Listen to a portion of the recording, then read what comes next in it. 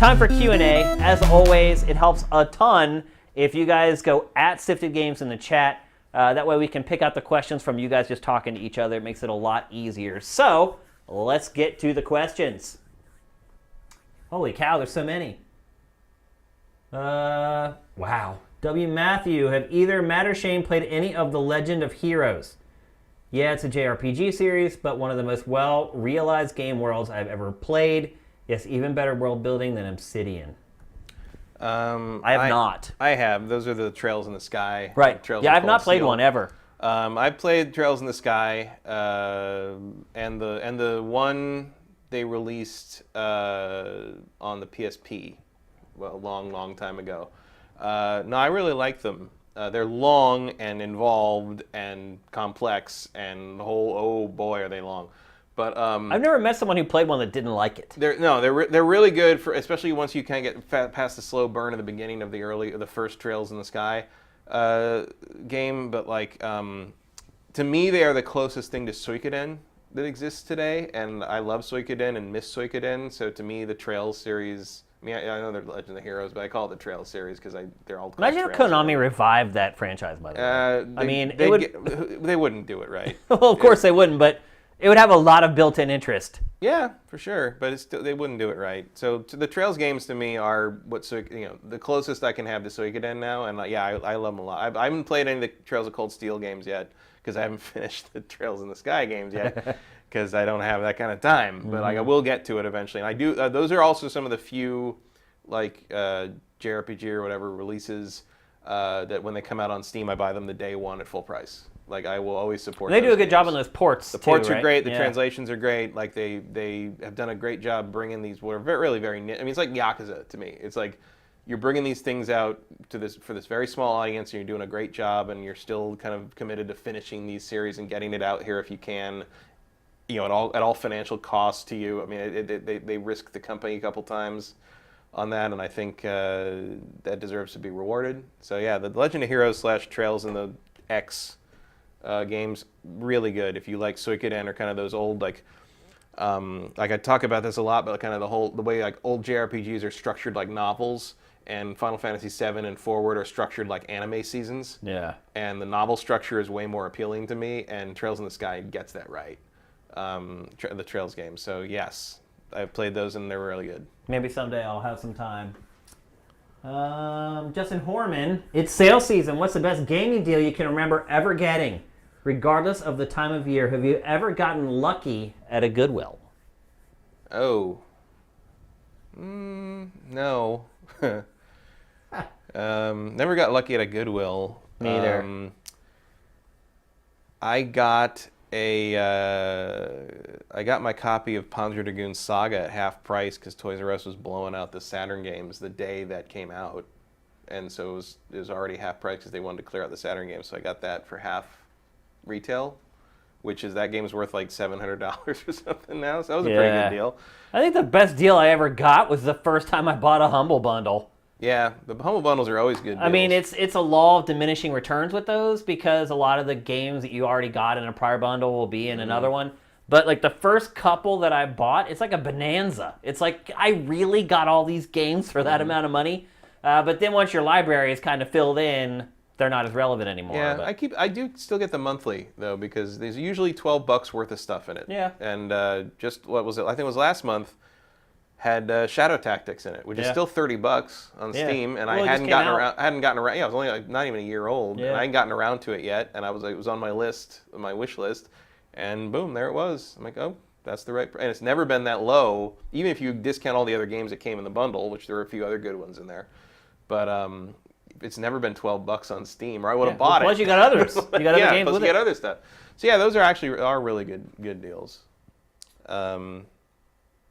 Then there were some, I mean, I can't remember specifics, but like when we first moved to LA, I remember Jason Chung and I it was the end of the PS2 era, and Jason Chung and I used to drive around all the music and I'm actually seeing him tomorrow. Yeah. We're going to see a band called Dag Nasty tomorrow. Nice. Yeah. I saw him yesterday. You saw Chung yesterday? Yeah. But Chung is an old editor at G4 that we used to work with, and Tech TV. And we used to go around all the music and game stores we could find here because we were new to LA. Oh, let's go down Pico and see what's on this. And like we dig through their game selection and find like, you'd find like brand new, PS2 games on clearance for like $10. Yeah. And, I got a whole lot of games I never opened. I've got some deals at like garage sales here and there. But still, I think ultimately, if I look at what I got for my first like couple Humble bundles, it's really hard to beat what you get per the money you spend. Yeah, and the old Steam sales were like, it's like, what, I can get the whole Hitman series for $5? Yeah. Like, that's crazy. Yeah, there was some good stuff. Deals are better now than they've ever been. I mean, Yeah. that's probably the best way to put it. Like, Yeah. I mean, just games being discounted. Like, you could buy Call of Duty World War II yesterday for $35. Mm-hmm. Like, that just never happens until this year, really. Like, a lot of these big games getting discounted, like, right away. And some of the, I mean, I felt like I got away with some stuff back in, like, back in the old days when they, like, Toys R Us used to buy two, get one free Yeah. things. Like, Yeah, that was, I like, remember that. And you'd kind of wait. You wouldn't buy stuff at launch because Yeah, you knew that was yeah. coming. And you'd run in and try to get them before like, Metal Gear was gone and stuff, get the good I stuff. remember that. Yeah. R.I.P. Toys R Us. It's going away. OTABs. Did you see the negative reaction within the Easy Allies community after Brandon announced he was going to go on Colin Moriarty's podcast? Would you consider not collaborating with someone or a group if a vocal section of SIFTD voiced their displeasure? Wow. One, no, I had no idea that was going on. I mean, I'm not really a part of the Easy Allies community, so I don't really know like all the stuff that's going on behind the scenes there. If Colin would ask me to go on his show, I would probably go, as long as it's games related. I wouldn't go and talk politics or anything like that. But I would probably talk games with him. As for if like the community said don't go, that's tough. Yeah, I don't know, because here's the thing. You're going to have people that say don't go, but you're also going to have people that say go. Because, like it or not all gamers are the same political, or agree with the same political ideologies.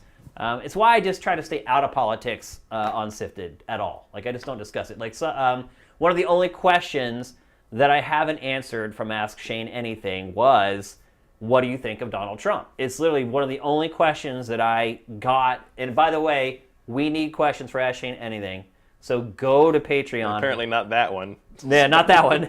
But go to Patreon and please ask me questions because I need questions for the next round. I'm actually shooting an episode right after this, but then I have no questions left, so go ask questions. But that was the only question I didn't answer because there's no winning when you answer those questions. There's just not. And when you run a business, you can't just cut off half of your potential customers. You just can't do it. So it's a shame that... So what you're saying is if you go, there will be trouble. Yes. And if I stay, it will be double. And, I mean, to me, Brandon going to talk about games with Colin, I don't see why Easy Allies fans would be bent out of shape over that. If he was going there to talk politics, one, I don't know why he ever would. Well, no, I think what happened there is basically Colin left to go do a political show, and that didn't work, so now he's trying to start a gaming thing I thought again. it did work. No, for a while, but then it petered out. So wait, he was on... As I understand he was on Patreon, right? Right, as I understand, but somewhere around June he started hiding the total because it was going too low, I guess, is what I read. I haven't ever listened to his show. I don't listen to any of his stuff. I don't either. Not because like our politics, but because I just don't care. Yeah. And and as I understand, he's trying to start a gaming show again, and so like that would be what Brendan would be doing. But there's people that think he shouldn't be let back into the fold. I don't agree with that at all. Here's the thing. That's my read on the situation. Okay. In kind of my vague sort of browsing forums and stuff about it. Okay. Like, I'm not an expert on what's happening in the nuance here. There's probably someone that knows more in the chat. Well, that's silly to just say because you left, you shouldn't be able to come back. That to me, that's silly. If you don't like his perspective on games, don't watch. And I think it's as simple as that. If you like how he looks at games and you glean some kind of value out of his conversations he has with others or any of his editorials that he does, it shouldn't matter that he left games and came back. It's not like he trashed video games before he left to do his political thing. I did see a couple things from him on Twitter where he was kind of slagging on people who had remained in the games media, and that didn't sit okay with me. It felt like he was saying, oh, well, since I left, everything went to hell. And then he kind of intimated in that post, actually, like, well, maybe I need to come back and kind of save things. which I think that's really lame that he would say something like that, but... Rather delusional as well. And delusional. But the one thing I would say is, like, look, there are people out there who agree with him when he talks about games, and whatever he says about games, it resonates with them, and it helps them make better purchase decisions. And if that's the case, I don't begrudge anybody for continuing to listen to him. As for whether Brandon should go and talk to him, if he's talking games, yes. I mean, he should absolutely go if he wants to. Yeah, I mean, that's Brandon's, and I know you're kind of on shaky ground in terms of, if you're being supported by patron or whatever, because if people decide they don't like what you did, the money's gone. Pull the money, and that's the end of it. But that's I would say at least don't pull your money until you hear the show that Brandon appeared on and see how Brandon handled it or whatever you want to do. I mean, I also hate the idea that people would try to manipulate Brandon's free will with money by saying to him, like, if you go on there, I'm taking my money away from Patreon. Like that. That's not right. I mean, it's kind of the position that you put yourself in when you start using. It is their right. I didn't say it wasn't their right. I said it's not right. There's a big difference. No, there's a big difference between something being someone's right. There's a big difference, but I don't know. I don't know if you can say that that's right or wrong that someone would do that. Well, I mean, you're manipulating somebody essentially with money. Yeah, that's capitalism. I don't know. I don't have such a dire outlook on capitalism as you do, but I got a pretty positive outlook on capitalism. But that's what retail transaction. That's what that is. That's if you're a patron of someone, you're saying, that's what Patreon comes from. Patron, like I'm giving you money to do this thing I want you to do that I enjoy that you do, and now you're doing this thing I don't want you to do. But no, that's not what this is. They're using their money to make him not do something that he wants to do, and there's a difference. Yeah, but that's the flip side of that coin. Yeah. As for if I said I'm going to go talk to Colin, and look, if Colin invites me on his show, I would accept the invitation to talk about games. I don't want to talk about politics with him or any other stuff he talks about. I don't think this is for the politics show, okay, as I understand it. But I would go and talk games with him because he has an audience who doesn't even know SIFTD exists. And so if people were to come to me and say, hey, Shane, like, I don't like that you're going to go do that, I would pull my money from Patreon if you were to do that. I would explain to them that it is an opportunity for SIFTD to grow and for us to reach a new audience. And that arguably a lot of the people in his audience are hardcore gamers that you guys would get along with great when you talk about games. So I would certainly take it to heart if SIFTD's patrons said, hey, we don't want you to go there. I would think about it really hard. And if I decided I still wanted to do it, I would talk to you guys about it. I would explain to you why. And I would try to explain what the benefits would be to you for me going to do it. And that's probably what Brandon should do, is say, hey, this is a whole other group of people that are not patrons. They could come and become our patrons and give us a lot more revenue to create greater content for all y'all, not just for one group of people. So I think, again, with Patreon, you're kind of putting your destiny in the hands of others to a certain extent. I mean, and that comes with the territory. You know what you're signing up for. But at the same time, you got to make smart decisions for your business. And I mean, I don't know. I don't look at their Patreon a lot, but it seems like their Patreon's kind of plateaued. And look, they're making a ton of money, obviously, but it's kind of flattened out and they're not making more. And when you get to that point with any business, no matter what the revenue stream is, you have to start figuring out ways to increase revenue. And I think that's just maybe part of it. Or maybe he just thinks that Colin's interesting and he wants to talk games with him. I would just hope people wouldn't be absolute with Brandon. Brandon is a good guy. I mean, I know you guys just know him online, but I know him personally and I know him very well. And Brandon is a good dude. And he would not do anything to betray the trust of his patrons. I just know. I mean, I've known him kind of like a brother for like 7 years. I mean, we worked every day hand in hand for 7 years. So take it easy on the guy. I know some of you guys are patrons with them and with us. Cut him a little slack. He's trying to grow the business, and ultimately, if you're a patron of Easy Allies, he's going to take that money and make better content for you guys. So take it easy on the man. Okay, let's answer a couple more.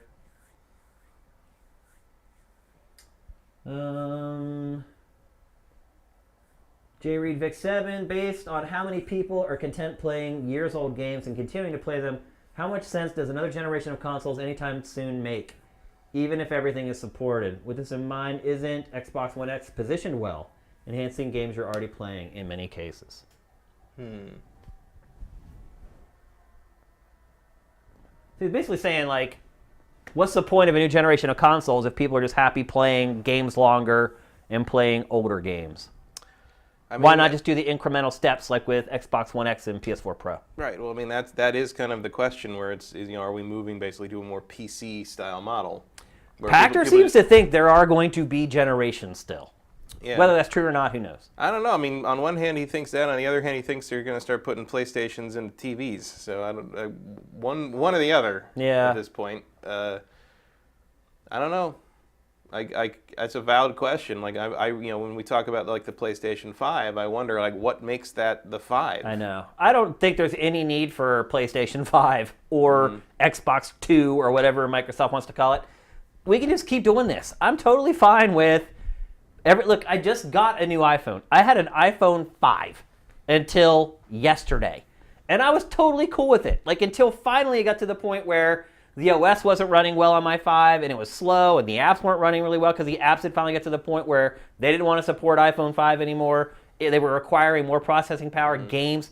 Finally, I upgraded to a new iPhone. And like I think that's totally fine for consoles. I should be able to pick. Like I still have a base PS4. I still have a base Xbox One.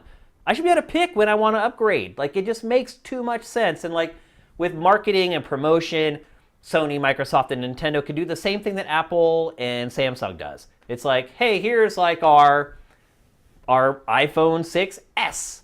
And then when they want to say this is like our next paradigm shift, then they kind of give it a new title like iPhone X or whatever. And I have no reason to believe that it would not work with consoles, much in the same way that it works with. And you're also engendering trust with consumers because they know that they're going to be able to play all those old games. It's just backwards compatible right. forever. And I think that's an advantage for the console maker as well because like I know one of the I've become disenchanted with a lot of Apple stuff as of late and like I'm like I wish I could switch to. Sometimes I've considered switching to Android, but I've got like 10 years of app investment on my Apple platform, so I just stick with it. And that's going to become a factor. That'll become a factor over the years with these incremental upgrades of Xboxes and PS4 and PlayStations. Is like you got enough games and they still work on the next thing you're going to buy. You're going to buy the thing that plays them, so you don't have to buy them all again. Hell, I'm thrilled I can play Crimson Skies again. That's crazy. Yeah, I would have no problem with the cell phone model being replicated in consoles for perpetuity. I'm totally fine with that. So I think that answers your question. Dawn Lionheart, how were both your Thanksgivings? Matt? It was fine. Didn't do much. You stayed local? Yeah, I was mostly just taking things out of moving boxes. Yeah. I had a great Thanksgiving. Matt just moved into a new home, by the way. So he's been going through that whole process over the last week. I had a great Thanksgiving for the most part. My wife went home for Thanksgiving. I stayed here. And I ended up going over to a buddy's house for Thanksgiving at the Houdini estate. So he had rented out Houdini's old estate and had a Thanksgiving dinner there. And it was amazing walking around the grounds and... that is a down-home Hollywood Thanksgiving. It is crazy, dude. Like, apparently, like, one of his coffins is still buried in the bank there where he had tested, like, his coffin escapes and everything. But it was like, it's not old. Like they have a pool there with a bar at the pool. It was awesome. The only part that sucked was someone hit my car while I was there, which sucks. And I have to pay $500 to get that fixed. But then that night, like as I was preparing for the Black Friday stream, I had all the gear by the front door of my apartment. And I went to check and make sure the front door was locked before I went to bed. I locked it and turned around and literally just smashed my foot right into our mixing console. And I think I broke one of my toes. So my whole foot is like purple and blue and gray right now. And there's nothing you can do for broken toes, so I'm just toughing it out. But I got a limp. But otherwise, Thanksgiving was great. Had great food. Got to hang around with great people. It was nice to just have a day where I didn't have to worry about anything going on with the site or anything. And again, that's a big thanks to folks like Vincent, who are doing a great job curating and things like that. So it's made a big difference for me that I didn't have to work on a Thanksgiving for once. So yeah, it was a good Thanksgiving. I saw somebody else ask about Game of the Year. So we have 2 more episodes left this year. Next week, next Friday, we'll probably be doing a big wrap-up of the Game Awards, which will have happened the night before. Then the following week after that, we'll do our Game of the Year, and that'll be December 15th, and I think that'll be the last GameFace for the year. I'll still be around for a few more days after that before I go home for the holidays. So I will keep creating content up until I leave. So even though that'll be the last GameFace, we'll still be kicking out content for you guys. So I think that's it, except for a word from our sponsor. And this is a big word from our sponsor because the day has finally come. Sam, there we go. Sifters, Extra Turns is finally live. It is live, party people. No, and this is a copy they gave me. No joke, right now. And commission free. Don't sell your games on eBay or Amazon for the holidays. There's a collector just like you wanting a better option without the 15% commission. And that option is Extra Turns. They are 0% commission throughout the entire holiday season. So if you're trying to offload some of your collection, trying to get some extra money for Christmas to buy stuff for other folks, it's a great option, and it is live right now. As I said, 0% commission throughout the entire holidays, period. Come find your gift, extraturns.com. And in the heart of Thanksgiving, I want to thank extraturns.com for being our first sponsor. It's been great that they sponsored us. And I hope the site launch goes great. It is live right now, so head on over there. I know I've got a lot of messages from people who went and tried to sign up, and they couldn't. The site is absolutely live. So head on over, show your support, let them know that SIFTD sent you, and we wish them the best of luck. The people who are starting this site are sifters, so they're all in the family, and we hope that the site does really, really well. So best of luck to you guys at extraturns.com, and thanks again for your support. So I think that's it. I think 111 is in the books. Hope you guys have an excellent weekend. Thanks to everybody on the stream. Like I said, go over to our Patreon and submit questions for Ask Shane Anything so we can crank out some of those episodes leading up to the holidays. 2 episodes left. When's the draft penalty show? Oh, that's a good point, actually. Maybe that's a good point. We could probably do that. Sam leaves on like the 17th, I think. I'm leaving on like the 19th. We'll figure it out. We'll have a day where I come in. Yeah, so don't forget about that. I have to pay the penalty for losing the SIFTD Fantasy League, which I'm not all that excited about. So that'll be coming up as well via live stream. But yeah, the year is winding down. It's been a good one. And I just want to thank you guys for all your support throughout the year. Everyone on the live stream. Everybody have a great weekend. GameFace is up and out.